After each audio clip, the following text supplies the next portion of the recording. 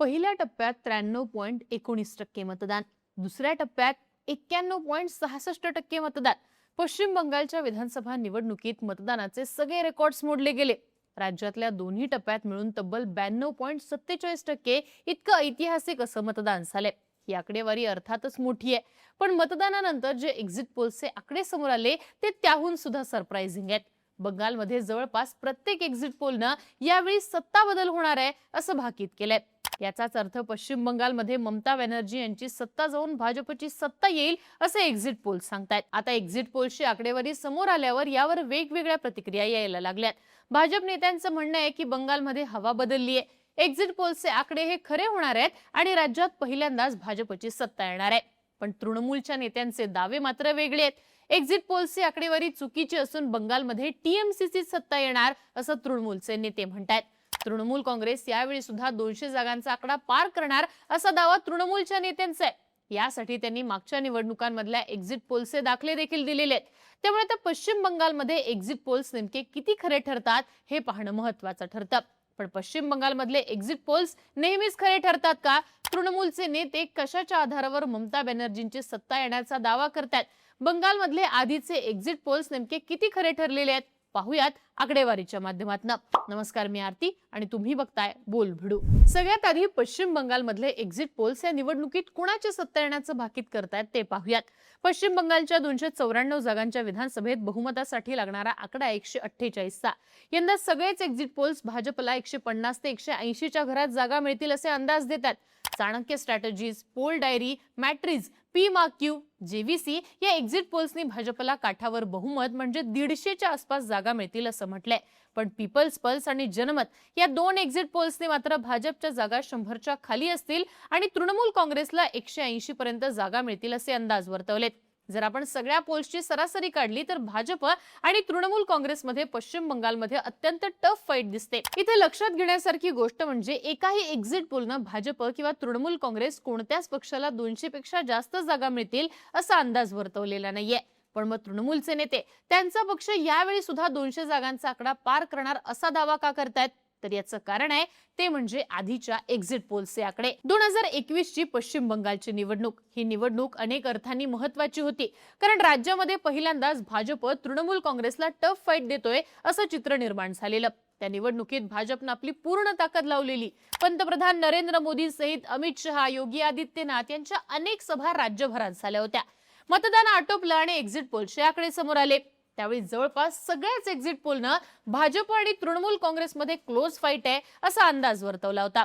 अगदी आकडे सांगायचे तर ऍक्सिस माय इंडियानं तृणमूल काँग्रेसला 130 ते 156 तर भाजपला 134 ते 160 जागा मिळतील असं म्हटलेलं.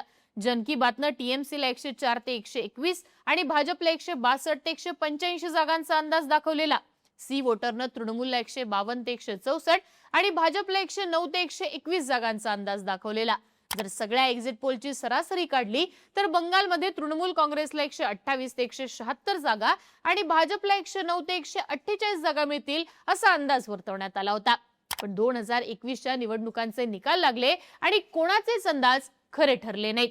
150च्या आसपास जागांचा अंदाज असलेल्या तृणमूल काँग्रेसनं तब्बल 215 जागा जिंकत सगळ्यांनाच मोठा धक्का दिला.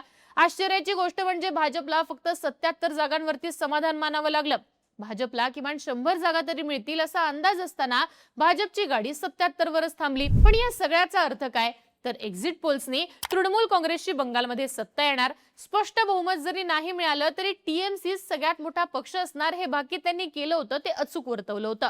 पण तृणमूलला इतकं प्रचंड यश मिळेल याचा अंदाज कोणालाच घेता आला नव्हता आणि अशा प्रकारे गेल्या निवडणुकीत एक्झिट पोल्सची आकडेवारी चुकीची ठरली होती असंच म्हणता येतं. आता पाहूया त्याच्या आधीची म्हणजे 2016ची निवडणूक. 2016ची निवडणूक 2021 पेक्षा बरीच वेगळी होती, कारण ममता बॅनर्जी यांना सत्तेत येऊन आता फक्त 5च वर्ष झाली होती.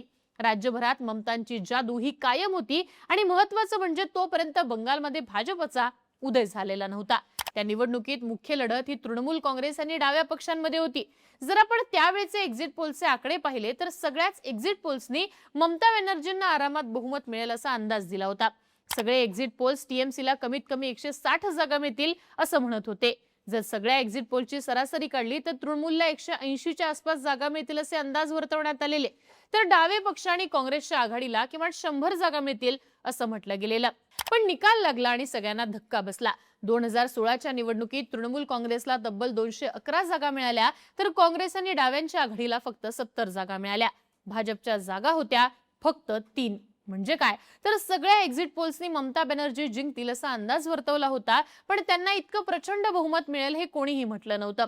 2016 आणि 2021 या दोन्ही निवडणुकांमध्ये हाच ट्रेंड पाहायला मिळाला.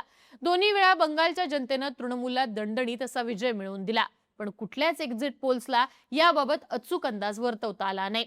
आता इथं 2011च्या निवडणुकीत सुद्धा काय झालं होतं ते पाहणंही महत्वाचं आहे. 11 मध्ये पश्चिम बंगालची विधानसभा निवडणूक ही खऱ्या अर्थाने ऐतिहासिक होती, कारण त्या निवडणुकीत ममता बॅनर्जी यांनी डाव्या पक्षांची सलग 34 वर्षांची सत्ता उलथवून टाकली होती. महत्वाचं म्हणजे त्या निवडणुकीतल्या एक्झिट पोल्सनी डाव्यांची सत्ता जाऊन ममता बॅनर्जींची सत्ता येणार असाच अंदाज वर्तवला होता. हेडलाईन्स टुडेच्या एक्झिट पोलनं तृणमूलला 210 ते 220 जागा मिळतील असं म्हटलेलं, तर डाव्या पक्षांना 65 ते 70 जागांचा अंदाज होता. सी वोटरचा सर्व्हे पाहिला तर त्या एक्झिट पोलनं तृणमूलला 180 ते 190 जागा मिळतील असं म्हटलेलं, आणि प्रत्यक्षात निकाल लागले तेव्हा तृणमूल काँग्रेसला 184 जागा मिळाल्या होत्या. म्हणजेच काय, तर 2011 मध्ये बंगालच्या एक्झिट पोल्सचा अंदाज खरा ठरला होता. पण 2016 आणि 2021 मध्ये मात्र एक्झिट पोल्सचे आकडे हे खरे ठरले नाहीत. दोन्ही वेळेला कोणत्याच एक्झिट पोलला तृणमूलची हवा किती प्रचंड आहे याचा अंदाज सांगताच आला नव्हता. आता 2026 मध्ये सुद्धा हेच होणार असे दावे केले जात आहेत. यावेळी सगळ्या एक्झिट पोल्सनं भाजप आणि तृणमूलमध्ये टफ फाईट असल्याचं म्हटलंय.